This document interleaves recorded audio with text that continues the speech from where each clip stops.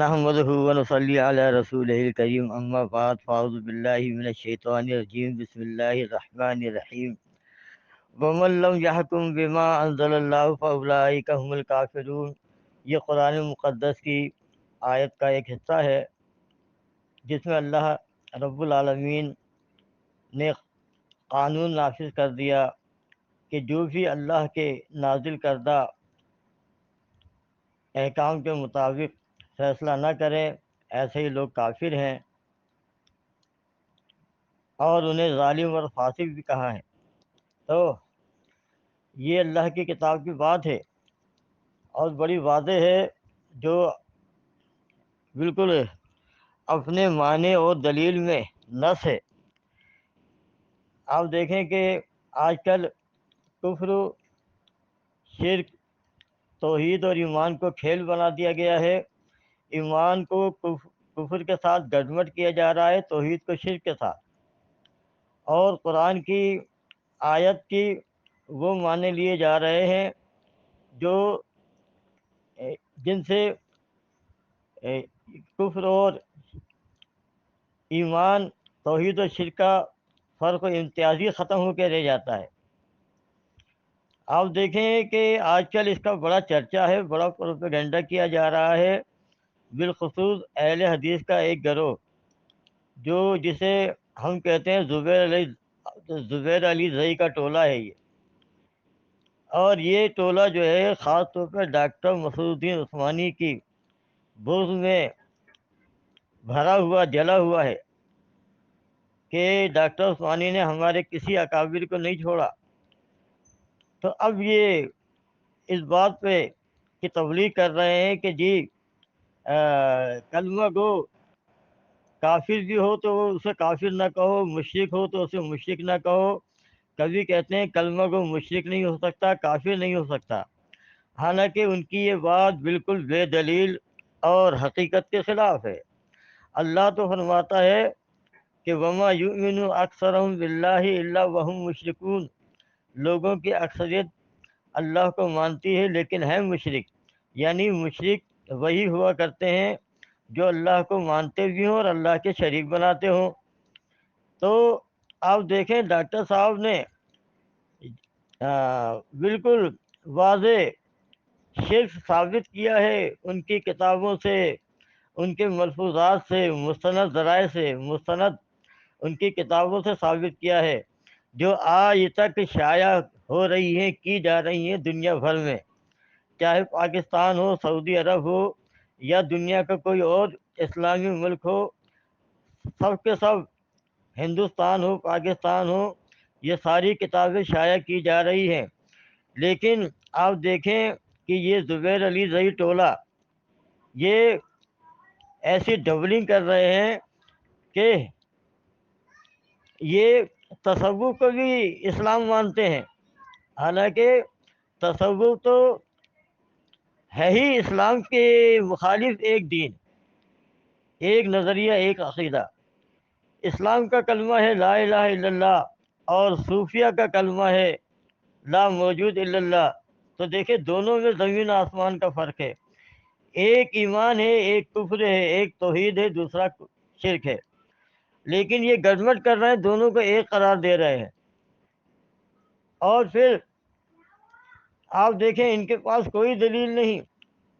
قرآن تو کافر کو کافر کہتا ہے، قل یا ایھا الکافرون، قرآن تو کہتا ہے قل للذین کفروا، قرآن تو کہتا ہے کہ ما کان للنبی والذین آمنوا ان یستغفروا للمشرکین، قرآن تو اعلان کر رہا ہے مشرکین کا جنازہ نہیں پڑھنا ہے، استغفار نہیں کرنا، دعا نہیں کرنا۔ اگر مشرکین کی شناخت نہیں ہوگی تو پھر اس آیت پہ عمل کیسے ہوگا؟ بھائی دیکھیں ہندو کے لیے تو دعائے مغفرت کے لیے کوئی نہیں کہتا اس امت میں۔ تنازع و نزع جو ہے وہ ہندو کے لیے مغفرت کی دعا کے لیے اس امت میں نہیں ہے، نہ یہودی عیسائی کے لیے، نہ سکھوں کے لیے۔ تنازع اس پر ہے کہ کلمہ گو مشرک کے لیے مغفرت کی دعا کرنی چاہیے یا نہیں کرنی چاہیے۔ تو یہ جو قرآن کی آیت ہے یہ نہ سے کوئی بھی مشرک ہو اس کے لیے مغفرت کی دعا نہیں کی جا سکتی۔ تو کہنے کا مطلب یہ ہے کہ جب واضح ہے قرآن سے بھی، نبی علیہ السلام کی سنت سے بھی، کہ نبی علیہ السلام نے اس آیت کے نازل ہونے کے بعد پھر کبھی کسی مشرک کے لیے مغفرت کی دعا نہیں کی، تو ایک عجیب بات ہے کہ ایک طرف یہ قرآن و حدیث کے دلائل ہیں، صحابہ کا عمل ہے، اور اس کے مقابلے میں قرآن اور سنت کو رد کرنے کے لیے یہ جو مشرکین کے سہولت کار ہیں ان کے پاس لے دے کے ایک ہی دلیل بچتی ہے، ایک ہی دلیل ہے ان کے پاس، اور وہ یہ ہے کہ وہ عبداللہ بن عباس رضی اللہ عنہ کی ایک تفسیر پیش کرتے ہیں کہ دیکھیں جی عبداللہ بن عباس نے تو یہ کہا۔ تو ابھی ہم اس کا جائزہ لیتے ہیں کہ انہوں نے پورے اسلام کو ابن عباس کی ایک تفسیر کے اوپر لا کے رکھ دیا۔ اب اسلام کا دار و مدار جو ہے کفر اور ایمان کے فرق، توحید اور شرک کا فرق، صرف ایک یہ تفسیری روایت کے اوپر پورا اسلام لا کے رکھ دیا گیا ہے۔ تو آپ دیکھیں کہ یعنی ایک تفسیری روایت پر پورے اسلام کو داؤ پہ لگا دیا گیا۔ تو ہم اس کا بھی جائزہ لیں گے۔ سر درد بتانے کا مقصد یہ ہے کہ دیکھیں ابن عباس سے یہ تفسیر آ رہی ہے کہ ابن عباس وَمَن لَّمْ يَحْكُم بِمَا أَنزَلَ اللَّهُ فَأُولَٰئِكَ هُمُ الْكَافِرُونَ کے متعلق کہتے ہیں کہ لَيْسَ بِالْكُفْرِ الَّذِي تَذْهَبُونَ إِلَيْهِ، کہ یہ وہ کفر ہرگز نہیں جس کی طرف تم جا رہے ہو یا جس سے تم مراد لے رہے ہو۔ اور دوسری روایت میں آتا ہے اِنَّهُ لَيْسَ بِالْكُفْرِ الَّذِي يَذْهَبُونَ إِلَيْهِ، اِنَّهُ لَيْسَ كُفْرٌ يَنْقَضُ عَنِ الْمِلَّةِ، یعنی یہ ایسا کفر نہیں جس کی طرف جس کی طرف یہ لے جا رہے ہیں، کہ یہ ایسا کفر نہیں جو ملت سے خارج کر دے۔ اور پھر انہوں نے کہا کفر دون کفر، یہ کفر دون کفر ہے۔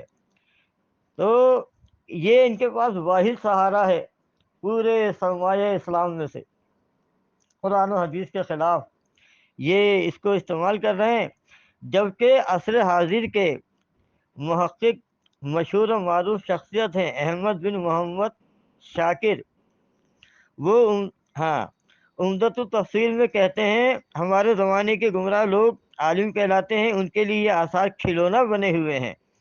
وہ ان آثار سے وضعی قوانین کے جواز کی دلیل لیتے ہیں جو آج کل اسلامی ممالک میں وضع کیے جا رہے ہیں۔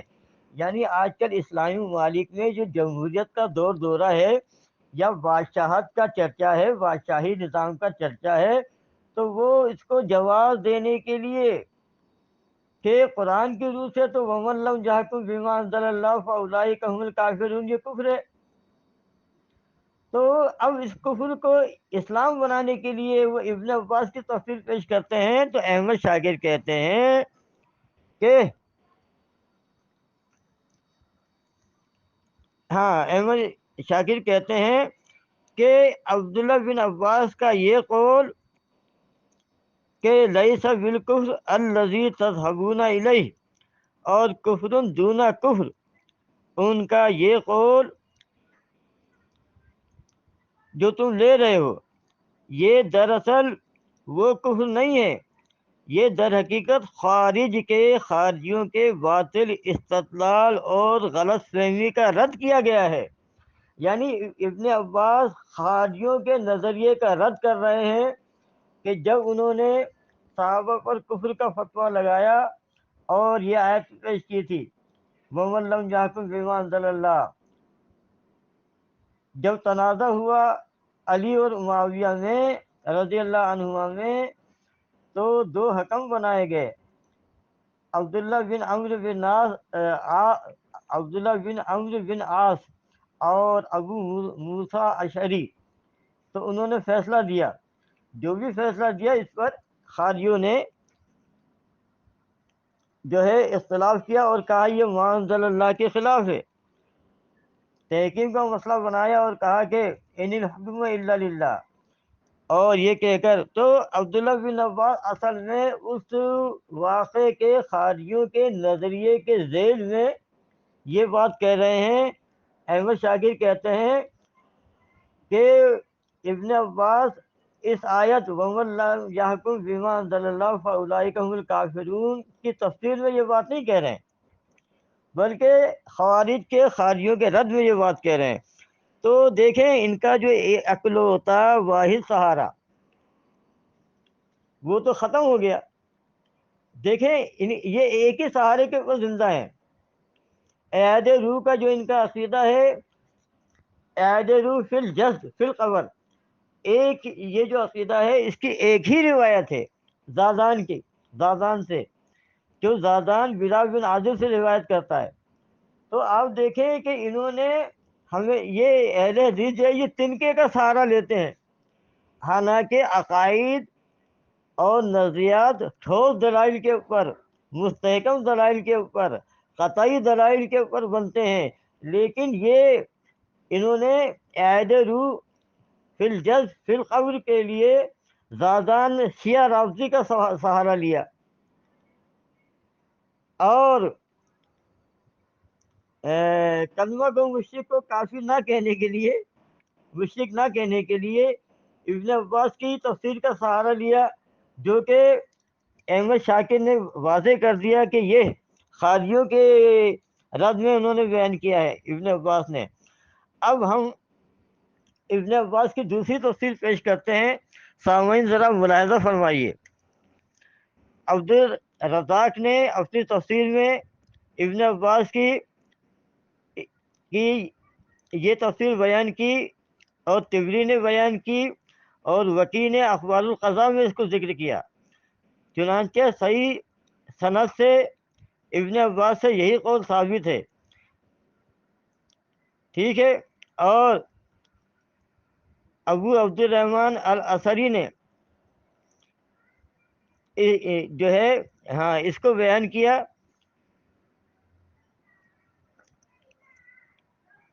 اس کو بیان کیا، کتاب ہے رسالہ فی التواغیت۔ تو ابن عباس کی یہ تفسیر ہے وَمَن لَّمْ يَحْكُم بِمَا أَنزَلَ اللَّهُ فَأُولَٰئِكَ هُمُ الْكَافِرُونَ کے متعلق کسی نے ابن عباس سے پوچھا، تو عبداللہ بن عباس رضی اللہ عنہ نے فرمایا، یعنی اس آیت کے متعلق کہ وَمَن لَّمْ يَحْكُم بِمَا أَنزَلَ اللَّهُ فَأُولَٰئِكَ هُمُ الْكَافِرُونَ، تو انہوں نے کہا ہِیَ کفر، یہی کفر ہے۔ دوسری جگہ الفاظ یہ ہیں ہِیَ بِہِ کفر، یہی تو اللہ کے حکم کا کفر ہے، اور ایک اور جگہ یہ الفاظ ہے کفا بِہِ کفر، یہی عمل اس کے کفر کے لیے کافی ہے۔ تو آپ دیکھیں کہ ابو عبد الرحمن العصری کہتے ہیں کہ انہوں نے یعنی عبداللہ بن عباس نے الحکم بغیر ما انزل اللہ کو کفر مطلق کہا ہے، یعنی انہوں نے جو اس کے خلاف ہو اس کو کفر مطلق، یعنی وہ مطلق کافر ہے۔ مطلق کے معنی کہ کوئی اور مراد نہیں ہے، یہ بالکل پکا کافر ہے۔ تو دیکھیں ہم نے بھی عبداللہ بن عباس کی یہ تفسیر پیش کر دی، اور پھر عبداللہ بن مسعود رضی اللہ عنہ کی یہ تفسیر ہے کہ مسروق کہتے ہیں، جو ابن مسعود کے شاگرد ہیں، کہتے ہیں کہ میں ان کے پاس بیٹھا ہوا تھا، ایک شخص آیا اور اس نے سوال کیا کیا سوال کیا؟ مس صحت، کہ شیخ یہ بتائیے کہ صحت کیا ہے؟ قال الرشا، انہوں نے کہا کہ رشوت ہے۔ اس شخص نے کہا فقال فی الحکم،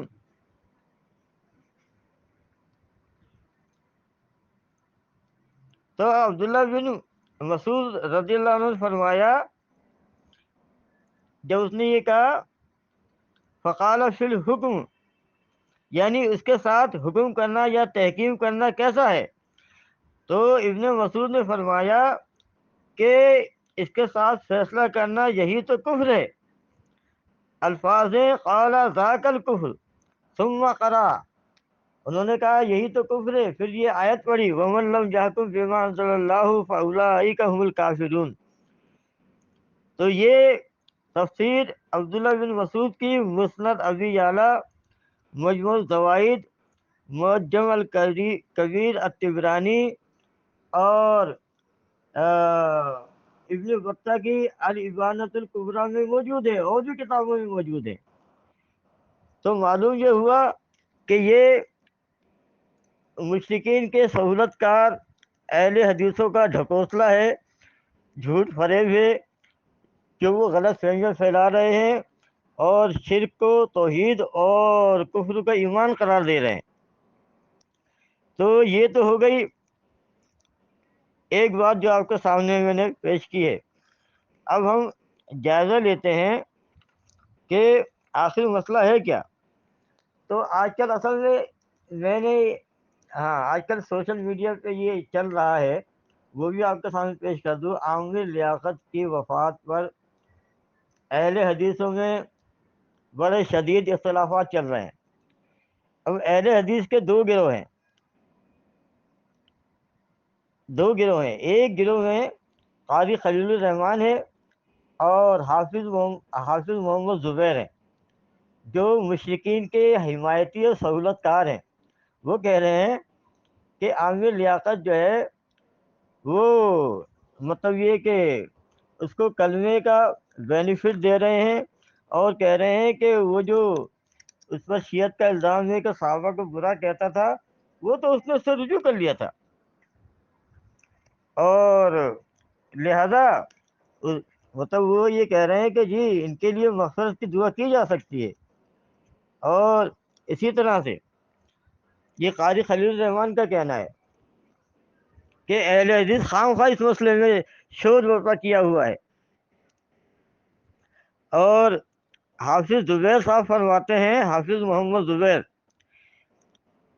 وہ عامر لیاقت کی اسلام کا سرٹیفکیٹ دیتے ہوئے کہتے ہیں کہ صحیح مسلم کی روایت میں ہے کہ رئیس المنافقین عبداللہ بن ابی کی وفات ہو گئی۔ رسول اللہ صلی اللہ علیہ وسلم نے نماز جنازہ پڑھانی چاہیے، عمر نے اختلاف کیا۔ نبی علیہ السلام نے کہا اللہ نے مجھے اختیار دیا ہے کہ 70 مرتبہ بھی استغفار کروں۔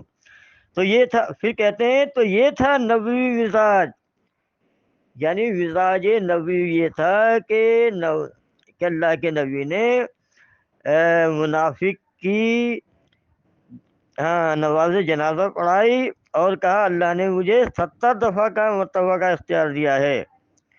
تو وہ حافظ زبیر کہتا ہے یہ نبی کا مزاج تھا، ٹھیک ہے۔ اور اللہ عز و جل نے آیت نازل کر دی کہ ان اعتقادی منافقوں کی جنازہ نہ پڑھائیں، یہ تھا خدائی مزاج۔ اب دیکھیں فرق کر دیا، یعنی نبوی مزاج اور خدائی مزاج کے اندر فرق کر دیا۔ اور کیا کہتا ہے؟ کہتا ہے کہ کوشش کریں کہ نبوی مزاج اختیار کریں، کوشش کریں کہ نبوی مزاج اختیار کریں، یعنی خدائی مزاج سے پرہیز کریں۔ جب تک کلمہ گو کے بارے میں مغفرت کی ممانعت کی صریح واضح نص موجود نہ ہو تو اس وقت تک استغفار کر لیا کریں۔ یعنی اس کو شک ہے حافظ زبیر کو اب بھی کہ عامر لیاقت یہ تو علی کو خدا مانتا تھا، علی مولا، علی مشکل کشا، مدد کے لیے پکارتا تھا، لیکن اس کو ابھی بھی شک ہے۔ تو دیکھیں یہ حال ہے ان کا۔ اور دوسری طرف ان کا دوسرا گروہ، ان کی بات بھی آپ کے سامنے آ جائے کہ ان کا دوسرا گروہ کیا کہتا ہے۔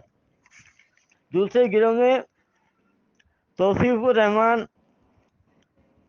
اور طیب الرحمان ہے۔ آپ دیکھیں کہ انہوں نے واضح اور صاف انداز میں کہا ہے توصیف الرحمان تو کہتا ہے کہ عامر لیاقت کا شرک تو واضح ہے. وہ یہ کہتا تھا کہ موسیٰ علیہ السلام کے بارے میں کہ موسیٰ نے فرعون کو پالا، لیکن مصطفیٰ نے علی کو نہیں بلایا بلکہ علی نے علی کو بھیجا. یعنی